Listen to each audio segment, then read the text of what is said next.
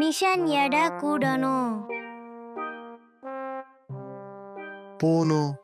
சமீபத்துல நான் கொஞ்சம் எடை கூடி குடிச்ச மாதிரி இருக்கு. அதா உண்மையாவா? அப்படியா? முதுகுல ஏதாவது ஒரு முத்திரை இருக்கும்னு தோணுது. ஆமா. முன்னாடி என் கைகள் இங்க வரைக்கும் எட்டும், இப்போ அங்க வரை எட்டவே மாட்டேங்குது.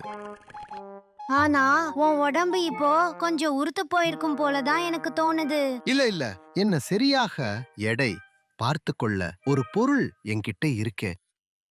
இதை பார்.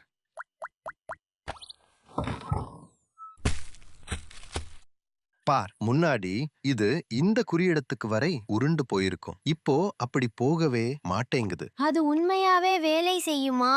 ஷிமாரிஷு, எடை கூடினா எப்படி இருக்கும் என்று எனக்கு ஆச்சரியமா இருக்கு. எடை கூடுதா? புரியுது. நீங்களால அதையும் புரிஞ்சிக்க முடியலையா? அட அப்படி யாரைக்குமா? நீ அத புரிஞ்சுக்கிட்டாயா? எனக்கு தெரியல, ஏன்னா நான் ஒருபோதும் எடை குடிச்சதே இல்ல. அப்படின்னா நேரம் போக்கத்துக்கு எடை குடிச்சவர்கிட்டே போய் கேட்போமா? அவங்கிட்டே கேட்கலாமா? ஆமா, நான் போய் அவங்கிட்டே கேக்குறேன். ஹே ஹே. அந்த மாதிரி சைகையோட ஏன் கேக்குற? ஹே எல்லாரும், ஓ, அங்கிள் உல்வரின். நீ எப்படி திடீர்னு எடை குடிச்ச? அது ரொம்ப நீளமான கதை. இது நல்ல வாய்ப்பா இருக்கே. போனோ போனோ, இத பத்தி அங்கிள் உல்வரின் கிட்ட கேப்போமா? ஆமா, நீ சரிதா சொல்ற. ஹே ஹே. நிறுத்து. அட கொஞ்சம் எடை கூடினா எப்படி உணர்ச்சி இருக்கும்? இது இப்படிதான் இருக்கும் போல. இப்போ புரியுதா? நம்ம தவறான ஆள்கிட்டே கேக்கிட்டோம்னு நினைக்கிறேன். உண்மையாவே அங்கிள் வுல்வரின். ஒரு நிமிஷம். உண்மையாவே கொஞ்சம் எடை கூடினா எப்படி இருக்கும் தெரிஞ்சுக்கணுமா? இந்த எடை கூட வைக்கும் மூலிகையை நீ சாப்பிட்டா ஒரே இராத்திரியில எடை கூடிடும்.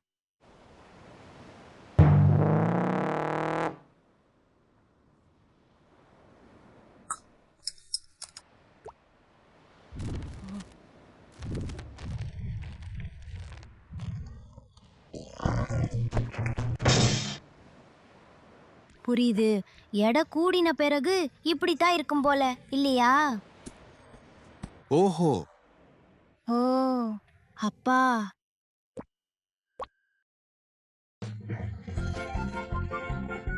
அப்பா ரொம்ப சந்தோஷமா வாழ்க்கையிலே மிகச்சிறந்த நேரம் அனுபவிக்கிற மாதிரி இருந்தார்.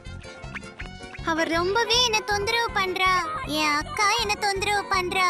நீ என்ன தொந்தரவு பண்ற, ரொம்பவே அதிகமா தொந்தரவு பண்ற. ஒரு நிமிஷம், ஷிமாரிசு, உன் அந்த குண்டான உடம்போட நீ தப்பிச்சு போக முடியும்னு நினைக்கிறியா? இப்போ என்ன தொந்தரவு பண்ண நான் செய்துட்டேன். என் அக்காவை முதல் தடவையா ஜெயிச்சுட்டேன். அரைக்குமா எடை கூடின பிறகு ஏதோ மாற்றம் வந்திருக்குது. ஓ, எதுவும் விசேஷம் இல்லை, அப்பா அடிச்சதுதான். ஆனா என்ன செய்தாலும் மக்கள் என்ன குண்டு பையன் தான் கூப்பிடுவாங்க போல. நான் எவ்வளவு நல்லவனா இருந்தாலும் நல்ல குண்டு பையன் தான் இருப்பேன். நான் நீந்திட்டு இருந்தாலும் கூட குண்டு பையன் நீந்துறான்னு தான் சொல்லுவாங்க.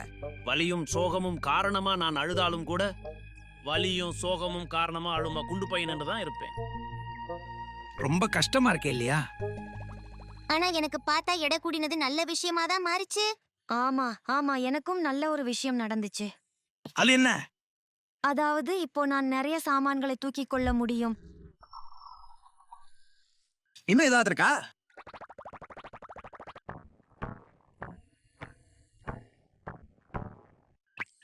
ஓஹோ.